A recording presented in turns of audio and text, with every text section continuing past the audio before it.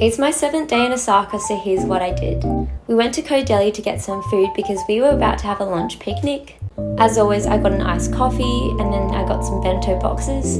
Then we trained into Temabashi Station and it was such a beautiful day to go to the Osaka Castle Park, which is surrounded by a water moat. As you can see in the map, some parts of the castle have double moats, and you can actually take a boat ride, a train, or even run around the entire park. But of course, we decided to walk it, and this was the entrance. It was so grand.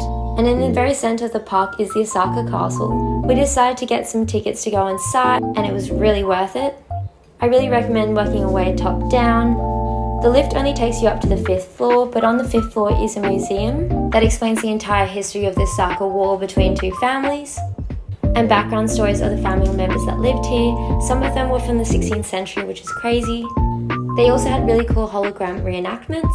Then we went up to the 8th floor, which is the observation deck, and the views were breathtaking. Here you could really appreciate the Osaka scenery and landscape.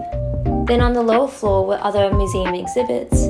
And on the very first floor was a museum shop where we got some souvenirs and keychains. Then we found the perfect picnic lunch spot between the lake and Osaka Castle. And a very kind man told us to go to the other side of the lake to take the perfect photo of the castle. Next we went into Muraza, which has shops and cafes, and we spotted someone taking wedding photos. Inside there were more souvenirs and a chopstick store, which had so many chopsticks and the cutest chopstick holders. Just have a look. You could also throw some ninja stars. And then because the sun sets so quickly in winter, we headed to the Osaka Castle Illuminate, which blows every Christmas lights in Australia out of the park. There were thousands and thousands of Christmas lights and you could see Osaka Castle illuminated.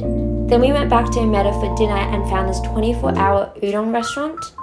It was so delicious and I'm definitely coming back here for a midnight snack.